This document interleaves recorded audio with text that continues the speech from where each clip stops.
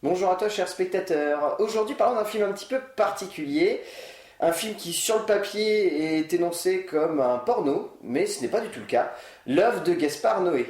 L'œuvre, qu'est-ce que ça nous raconte? Ça nous raconte l'histoire d'un homme qui se nomme Murphy, qui est très amoureux d'Electra, mais qui sort avec une autre femme avec laquelle il a eu un enfant. Et il va se souvenir de sa romance avec Electra, tout simplement. De ce qui a amené au fait qu'ils se soient séparés, pourquoi du comment, enfin voilà. Tout simple, pas besoin de complexité. Pour en parler, The Guigou, Guillaume Duval, On ne me présente plus. qui a fait la super infographie qui se trouve juste derrière nous, donc tout de même c'est plutôt la classe. Donc on l'a vu ensemble, on l'a vu en AVP, on l'a vu dans un contexte particulier parce que Noé était dans la salle. Troisième présentation. Troisième présentation nationale du film, deuxième dans la version définitive du long métrage, puisque la dernière était À Paris, et En avant tout il avait début de fait semaine. au Festival de Cannes. mais c'était pas la version définitive au Festival de Cannes. Depuis, il a eu le temps de la retoucher. Bon voilà, qu'est-ce que t'en as pensé toi dans sa globalité? Noé, c'est quand même un artiste, on va dire, qui est controverse aujourd'hui dans la culture cinématographique française, que ce soit à cause de ses précédents longs métrages ou à cause de ses paris techniques. Mais là, pour le coup, il a fait quelque chose de plus. C'est un film assez compliqué à expliquer, déjà à digérer. Dans un premier temps, quand vous sortez de la salle, c'est pas le film où que vous avez envie de parler longuement avec les gens, c'est un film que vous prenez pour vous par rapport à votre vécu personnel. Parce que c'est vraiment une expérience, moi je dirais pas un film, mais vraiment une expérience sensorielle. Mm. J'irais jusque là. Mais c'est vrai que oui, de toute façon tous les films de Noé ont toujours été des expériences sensorielles avant vraiment d'être des longs métrages avec une dramaturgie ou une structure. Quand on regarde Seul contre tous, c'est avant tout un film immersif qui consiste à essayer de comprendre le point de vue du personnage par le biais de la voix off. Quand on regarde Irréversible, ça joue avant tout sur l'ironie dramatique, le fait qu'on sache à l'avance tout ce qui va se passer et ce qui fait que ça a amené ces personnages jusque-là. Quand on regarde Enter the Void, c'est un film avant tout qui se ressent plus qu'il ne se regarde simplement, parce que c'est un film qui, non content d'avoir un point de vue subjectif pendant une bonne partie du film, ensuite c'est carrément un point de vue où on vit carrément toutes les émotions du personnage. Enfin, voilà. Là, pour le coup, on revient dans un film qui est plus narratif, plus dramaturgique au niveau de sa base en tout cas, mais qui prend le pari encore une fois de jouer sur une structure narrative complètement explosée, et donc résultat de jouer sur le fait que le spectateur va vraiment ressentir une nouvelle fois ce que les personnages centraux vont vivre. Enfin, ce film, pour moi, c'est vraiment Noé qui se dévoile entièrement. J'ai trouvé que dans ses précédents films, il avait tendance à se fermer un petit peu, à montrer une manière de voir qu'il avait sur un regard qu'il pouvait poser sur l'humanité. Et là, avec ce film, il dépasse ça. Parce que pour lui, avant tout, un film, c'est un film qui se vit avec le spectateur. Et on l'a bien senti dans la salle, il avait envie que le spectateur ressente ses émotions. Il avait envie qu'il ressente tout ce que Murphy vit, tout ce que Murphy doit endurer, tout ce que Murphy voit se dérouler devant lui. Et c'est vraiment ça, en fait, je trouve, qui traduit le long métrage. C'est ça, je suis tout à fait d'accord avec ça. En fait, finalement, on n'a pas vraiment l'impression de voir un porno, en fait. On a vraiment l'impression de suivre ce personnage de Murphy qui vit une relation amoureuse avec Electra. Et je trouve que ça a été mis en avant grâce à la 3D aussi, C'est vrai. qui est Oui, on très va pouvoir en importante parler, ouais. du coup. C'est-à-dire que le fait que le film soit en 3D, on peut se dire oui, à quoi ça va Tape à l'œil, servir, c'est voilà. cliché. Tout le monde fait ça facile. aujourd'hui en 2015, mais non, en fait, ça permet de vraiment suivre le personnage de Murphy. Pas simplement de voir des décors, etc. Le personnage de Murphy sort vraiment de l'écran. Mm. C'est-à-dire que dans l'histoire, c'est soit la 3D permet de mettre en avant Murphy, soit Murphy avec Electra, soit Murphy avec une autre fille, pour dire voilà, avant tout, c'est pas une histoire de romance, c'est l'histoire de l'amour en général. Ouais, c'est ça. C'est très joliment défini, c'est ça. Moi, ce que j'ai beaucoup aimé, on va pouvoir aborder tout de suite le scénario que Gaspard Noé écrit tout seul. Ça fait la troisième fois qu'il écrit un scénario tout seul. Son premier, Seul contre tous, il l'avait pas écrit tout seul, mais ensuite ses autres films, c'est vraiment lui qui traduit les histoires. Il y avait des gens qui avaient la sensation presque à certains moments que le film était autobiographique dans sa manière dont il dépeignait la romance. On a vraiment l'impression, oui, que Ouais, c'est quelque ça. chose de vécu. Alors lui-même l'a dit, c'est complètement faux, ça n'a rien d'autobiographique, mais ça prouve tout de même que Noé a une sensibilité qu'on soupçonnait pas. Les gens avaient tendance à dire que c'était un mec sans cœur parce qu'il avait fait une scène de viol dans Irréversible qui était en plan fixe et donc qui montrait toute la situation et qui donc avait tendance à dire au spectateur regarde et ne détourne pas les yeux, ce qui peut être vu comme quelque chose de provocateur, mais peut être vu notamment comme quelque chose de très humain. C'est un petit peu le problème du film, c'est que plus on le voit évoluer, le Irréversible ou ses autres longs métrages, plus on a la sensation que Noé parfois a un regard vraiment nihiliste sur le monde. Et finalement, si on le regarde bien, ces petits instants, en fait, c'est pas du tout nihiliste, au contraire, c'est très humaniste. Et c'est un petit peu ce qui se traduit là complètement dans le film, parce que il porte jamais un regard, on va dire, hautain ou supérieur à ses personnages, contrairement à ses présents dans le film, où parfois il pouvait les regarder de manière un petit peu, voilà, en mode, je les aime pas trop, je les trouve qu'ils sont un petit peu antipathiques, je trouve qu'ils représentent pas les bons aspects de l'humanité. Là, pour le coup, c'est impossible qu'il y ait un moment où on se dise, je déteste Murphy, je déteste Electra, je déteste l'autre fille, enfin, voilà, tous ces personnages sont touchants, même le personnage de Noé, et littéralement le personnage de Noé, qui peut paraître détestable et qui finalement ne l'est pas tant que ça. C'est un petit peu tout ce qui se traduit au niveau du personnage. Tout personnage est nuancé, c'est-à-dire qu'on peut pas se dire tel personnage n'a pas bien fait de faire ceci, tel personnage a trompé cette personne. Chacun a ses vices, on peut dire oui, ses vices dans l'histoire de l'appréhension du sexe, parce que le film, c'est vraiment un film sur le sexe. Oui, c'est ça, oui. Et le fait que, voilà, que ces personnages vivent toutes ces aventures, oui, ça donne cet aspect très humaniste. Je veux dire que le personnage s'appelle Murphy, que le personnage s'appelle Electra ou Gaspard, au final c'est vraiment des situations que chacun a vécues. Et c'est ça, je trouve, le point d'honneur que je donnerais à ce film, c'est que tout le monde peut se référer à ce film. C'est ça. Mais ce qui est aussi passionnant, c'est que voilà, les noms ne sont pas choisis au hasard. Bon, certains crieront au scandale en disant ouais, l'autre il s'appelle Murphy à cause de la loi de Murphy, donc c'est con, c'est débile d'appeler son personnage comme ça. Il s'appelle Electra parce que Electre, qui était un symbole féminin, qui, voilà, on parle du complexe d'Electre, le rapport à la mer, voilà, enfin. Tout le monde pourra gueuler sur les symboles comme ça, n'empêche que Noé les maîtrise, ces symboles, au travers de son scénario. Il maîtrise ça parce qu'au-delà de ça, il l'a amené, et je vais t'appuyer là-dessus, Guigou, parce que c'est toi qui vas renforcer, sur l'aspect que voilà, on est plus dans de l'éros. C'est ça, moi, c'est-à-dire que si on devait développer une histoire, si on devait expliquer ce qu'est l'amour, on devrait définir ce qui est d'abord le Thanos, donc l'amour plutôt platonique, l'aspect moral de la personne, ce qu'on apprécie dans l'aspect moral de la personne aimée, et l'aspect Eros, qui est du coup l'aspect charnel, physique, l'envie de l'autre. Qu'on peut définir comme de la passion ou du désir. Ouais. C'est ça. Et donc là, c'est vrai que pour le coup, ça s'appelle Love, donc amour, et pourtant c'est l'Eros qui est mis en avant d'abord. C'est vraiment le côté passionnel, c'est-à-dire la première séquence, Noé plante tout de suite le décor, c'est une scène de sexe où c'est pas deux êtres qui... littéralement ont la bouche portée l'un sur l'autre, on va dire. C'est deux personnages qui préfèrent se toucher et se ressentir plutôt que de forcément avoir tout de suite à passer au côté goulayant, on va dire, du sexe. Bestial. Ouais, c'est vraiment l'aspect, dans la scène d'intro, j'ai trouvé l'aspect union qu'on retrouve tout au long du film, c'est-à-dire que dans la relation amoureuse érotique, c'est vraiment se perdre dans l'autre personne. C'est-à-dire ne faire qu'un dans cet aspect sexuel, et du coup, je dirais plus loin, l'amour. C'est ça, oui. Enfin, cette unification physique et en même temps mentale. Complètement. Non, mais c'est magnifique de voir à quel point il arrive à développer ses personnages et à toujours les rendre touchants, à jamais les rendre antipathiques ou à jouer avec leur caractère pour que le spectateur se sente un petit peu perdu. On est toujours avec des bases narratives ou caractérielles au niveau de la création des personnages qui font que peu importe ce qui se passe, peu importe si on ne comprend pas forcément les avancées émotionnelles des personnages, on ressent toujours quelque chose pour eux, on ressent toujours de la tendresse, on ressent toujours de l'émotion, on ressent toujours de la passion pour ce qu'ils vivent, et c'est ça qui est très beau au final. Parce qu'on pourrait se dire, ouais, le film va se limiter simplement à raconter l'histoire d'un mec qui assume pas d'avoir un gosse avec une femme, et point quoi. Mais au final, ça va beaucoup plus loin que ça. C'est-à-dire que quasi la totalité du bagage du film, c'est fait sur cette fameuse scène de plan A3, qui au final représente littéralement 3% du film. Seulement 3% du film. Derrière ça, il y a beaucoup plus de choses, il y a beaucoup plus de sujets qui sont brassés. Mais cette scène sert quand même de déclic. Ah oui, complètement. C'est le vrai retournement de situation qui fait qu'ensuite on va comprendre tout ce qui va se passer par la suite et on va comprendre ce qui fait évoluer ces personnages. Mais en soi, tout le monde parlait uniquement de ce film pour cette scène-là. Tout le monde disait ouais, ça va être un plan à 3 de 2h15. Au final, non, c'est beaucoup plus que ça. Du tout, oui, la scène de plan A3 est, on pourrait dire, l'élément perturbateur du film, voilà, tout simplement. Mais ça montre en fait le début de la décadence, j'ai envie de dire, du point de vue sexuel en tout cas. C'est ça. Ouais. C'est-à-dire après la recherche de toujours plus de sensations.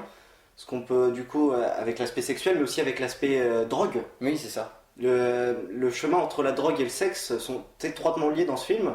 C'est-à-dire, plus ils se droguent, plus ils cherchent des sensations de plus en plus fortes, prendre de la cocaïne, prendre de l'ecstasy, prendre de l'opium, plus ils vont chercher des sensations sexuelles nouvelles. Ouais. Par exemple, il y a la scène du son transsexuel. Oui, il y a la scène de la boîte échangiste, il y a... Non, il y a beaucoup de choses. Il y a le fameux plan A3, qui on va dire l'étape par première. exemple, le plan A3, c'est quand ils fument de la drogue douce. Oui, c'est-à-dire c'est de la marijuana. On peut se dire, voilà, le plan A3, c'est peut-être encore toléré dans notre société.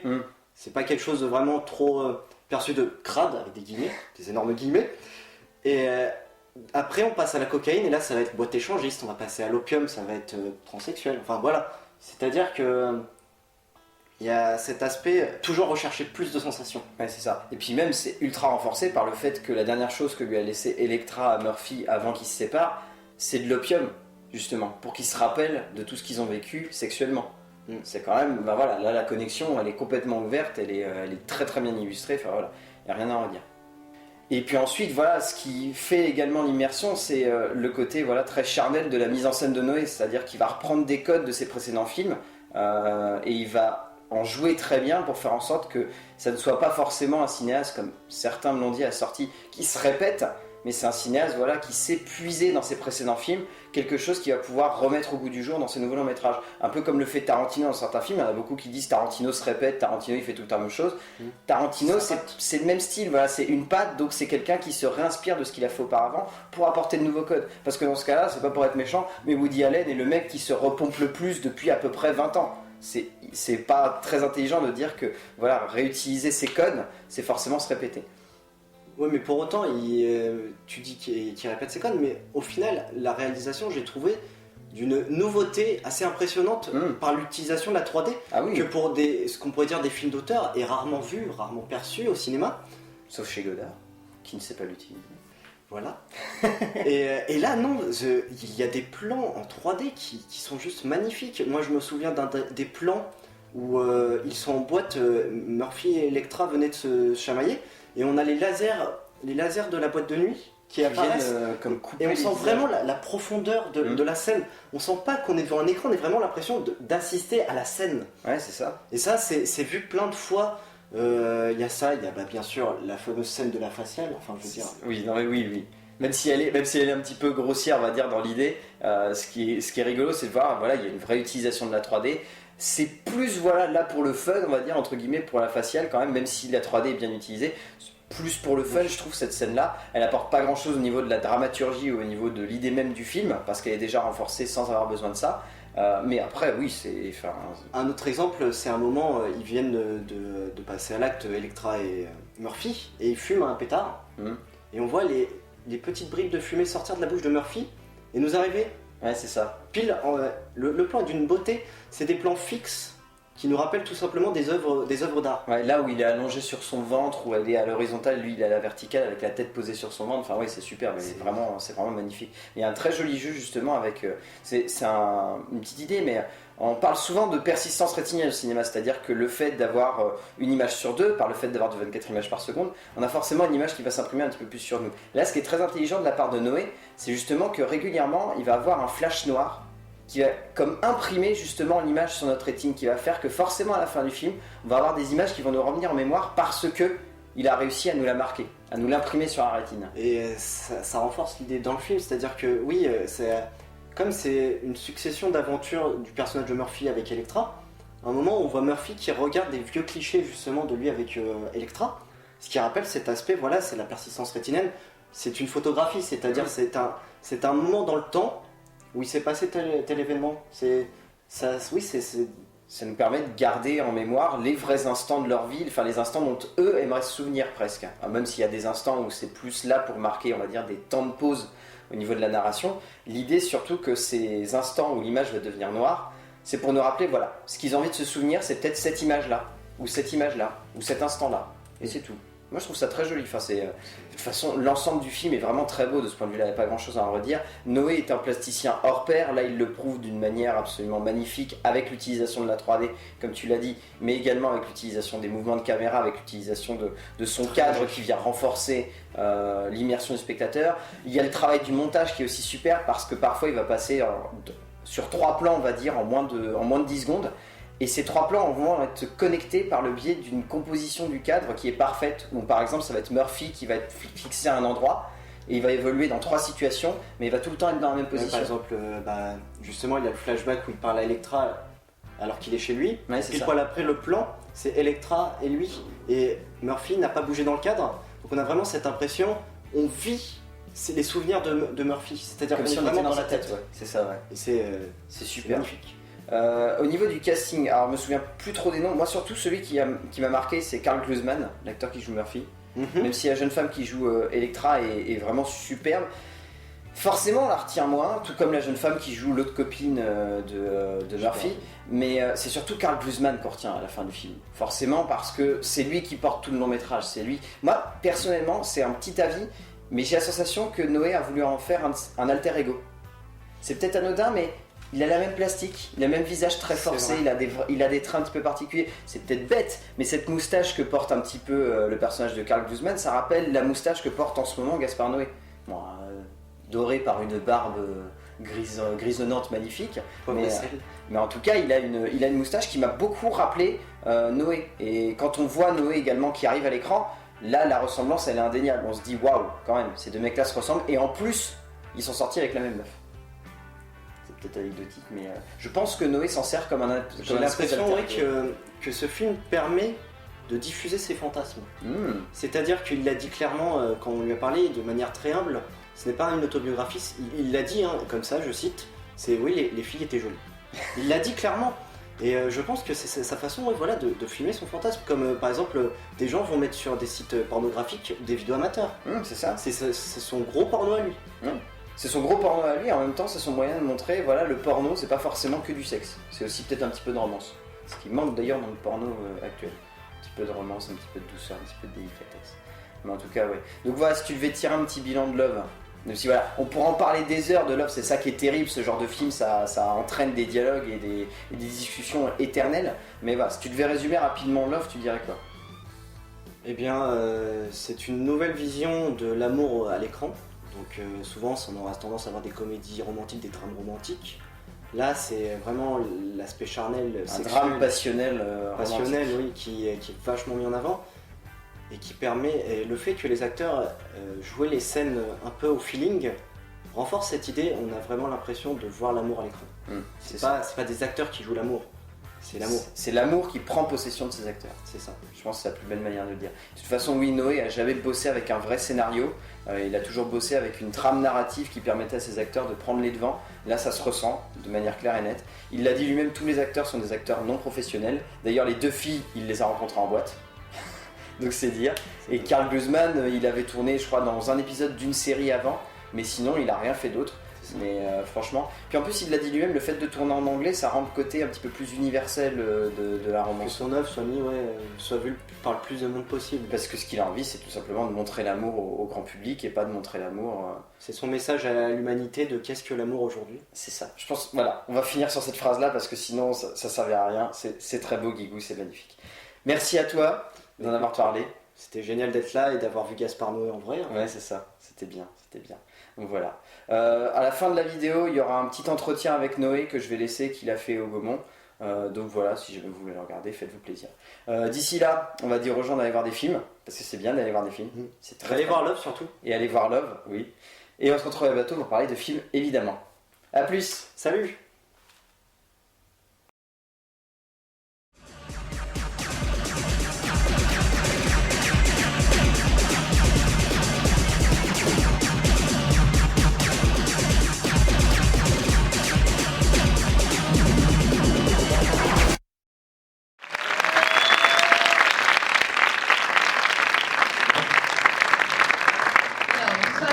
Oui, écoutez, moi j'aimerais commencer par une scène qui, je crois, nous a tous marqués dans Irréversible. On s'attendait à une scène de viol avec Monica Bellucci, mais je crois que celle qui nous a le plus émus, c'est quand Vincent Cassel défonce la tête à l'extincteur. C'est Albert Non, c'est Dupontel. Albert Dupontel. Bon, en tout cas, voilà, moi c'est l'émotion de cette violence-là qui nous a complètement marqué et je voulais savoir si là on allait avoir quelle émotion? Du sexe, de l'amour? J'ai essayé de faire plus sentimental et sensuel que cette séquence. En plus, pour la petite histoire, il n'y a pas que Dupontel qui tue quelqu'un, mais en plus il tue un innocent. Le Ténia. Non, c'est pas le ténèbre. C'est pareil, il tue un mec, il pense qu'ils sont en train de tuer le violeur, mais il tue quelqu'un d'autre et le violeur il est à côté. Il est tout excité en train de regarder un mec se faire tuer devant lui. D'accord. En tout cas, c'était une scène de sensations fortes. Et donc on attend tout, je crois, ce soir. Qu'est-ce qui vous a donné envie de faire ce film à la fois, comme l'a très bien décrit Vincent Maraval, c'est-à-dire à la fois de la 3D, à la fois des scènes d'amour, de sexe. C'est rare de mélanger tout ça. La vie, quand on fait l'amour pour de vrai, on est en 3D parce qu'on a 2 yeux en général. Donc je me dis, essayons de faire un truc qui ressemble un peu à faire l'amour dans la vie ou tomber amoureux dans la vie. Après, techniquement, c'est un peu compliqué de filmer en 3D, donc il a fallu qu'on ait une aide d'état et que je me décide vraiment à utiliser ces caméras qui sont 3 fois plus lourdes qu'une caméra normale. Mais le résultat, c'est ce que vous allez voir. D'ailleurs, c'est clair, les lunettes là que vous allez essayer, c'est pas du tout celles que j'ai l'habitude d'utiliser quand je le vois ailleurs. Je vais découvrir le film, ces lunettes en même temps que vous. La copie a été finie la semaine dernière parce qu'on a dû changer, on a dû remixer des choses, on a fini le générique le week-end dernier, donc voilà, c'est la deuxième projet public de la version DEF. Qu'est-ce que je vais dire d'autre? C'est plutôt un film que j'avais conçu avant Irréversible et avant de tourner Enter the Void, et que j'avais d'ailleurs proposé à Vincent et Monica, et à l'époque ça s'appelait Danger. Et je voulais faire déjà la même histoire au départ avec des gens de 20-25 ans et en 3 ans, Vincent en boîte. Il m'a dit qu'est-ce que tu fais cet été? J'ai dit tiens, je vais essayer de lancer ce film érotique que j'ai en tête. Il m'a dit mais peut-être que moi et Monica on peut le faire. J'ai dit pourquoi pas. Il m'avait trouvé l'argent pour faire un film avec eux deux. Et ils avaient donné leur accord de principe, du coup au Canal+, tchac, ils disaient oui, Monica, film érotique, vas-y on donne l'argent, c'est sympa, chiant, mais bon, il faut donner l'argent. Et du coup, Rossignon et Grand-Pierre, qui étaient les 2 producteurs respectifs du Bad Rigou et de la haine, avaient trouvé de l'argent chez Canal pour faire un film érotique, donc, qui s'appelait Danger, mais qui était la même histoire avec Vincent et Monica. Le problème, c'est qu'ils n'avaient pas lu le texte. Et un jour, quand même, si on tombe dans 6 semaines, il faudrait quand même que je lise le texte. Et je ramène un jour, et je mets le texte de 5 pages, de 7 pages, dans leur boîte à lettres, mais ils ne me rappellent pas. Du coup, à 11h du matin, il ne m'a toujours pas rappelé. Donc, je vais déjeuner avec les producteurs le lendemain à 13h. Je dis non, à midi, il faut que j'ai une autre idée parce que je sens que ça sent le caramel. Et du coup, il m'appelle à midi, il dit oh, tu sais, on va pas venir, on a beaucoup réfléchi pendant toute l'année avec Vincent et avec Monica. Et tu sais, on n'a que l'intimité qui nous reste parce qu'on est des personnages publics, etc. Et je dis moi, venez quand même au déjeuner, on va trouver quelque chose d'autre sur la route. On leur proposer parce qu'ils avaient déjà l'argent pour faire un film. Et c'est comme ça qu'en arrivant au déjeuner avec Pierre et Rossignon, avec Vincent et Monica, j'ai dit on va faire un autre film, un film raconté à l'envers, soit une adaptation d'un truc que j'avais lu, soit un film de viol et vengeance raconté à l'envers. Ils pensaient plus que c'était une blague, mais on s'est retrouvé à faire l'autre film 5 semaines plus tard. Voilà, ce projet-là traîne de cette époque-là. Et c'était l'idée de essayer de reproduire ce que c'est que la vie d'un jeune réalisateur à Paris, qui a des grands projets et qu'un accident de parcours fait dévier de son projet. Voilà, vous allez comprendre dès les premières séquences quel est le petit problème technique qui fait que sa vie bascule dans une autre dimension. Et après voilà, pour ce genre de film, plus que pour d'autres, c'est le choix des gens qui est important, parce que quand vous filmez des gens en gros plan, comme Keshish l'a fait avec La vie d'Adèle, c'est le charisme des gens qui font le film. C'est pas des caméras qui volent par-dessus Tokyo, donc on est collé. Et voilà, j'ai mis beaucoup de temps à trouver les bonnes personnes qui s'entendent bien et compagnie. Et je suis trop content des gens qui le filment. Qui sont des acteurs professionnels? Non, du tout. D'accord. Lui, il était un peu acteur, et les 2 filles, c'est des filles que je suis rencontré en boîte. Tu le vois danser, tu dis putain, elle danse trop bien, elle est trop bien. tu prends le numéro, tu lui fais passer un casting, et souvent, très souvent, malheureusement, les gens qui se disent acteurs sont plus rigides devant les tests que ceux qui ne sont pas acteurs. Et du coup, effectivement, maintenant je ne m'arrête plus au fait qu'ils disent oui, on est acteur ou pas. Tu filmes les gens et ils sont à l'aise, ils ne sont pas à l'aise. En plus, il y avait des partis pris de ce film qui éliminait beaucoup de gens parce que déjà toutes les filles qui avaient un petit ami, il fallait les éliminer. Tous les mecs qui avaient une copine qui pouvait déjà, il fallait les éliminer. Ça fait, à la fin, ça fait peu de gens. Et en plus, comme je voulais que les filles aient des poils pubiens à l'ancienne, ça élimine encore les trois quarts des gens. Tout est à l'ancienne ou pas? Après, et en plus, il faut que les gens s'entendent entre eux, ce qui n'est pas donné. Voilà, donc, mais voilà, le casting s'est résolu à une semaine du début du tournage et ça s'est tourné super vite. D'accord. Parce qu'on avait très peu de moyens. On avait une caméra 3D, mais très peu de moyens.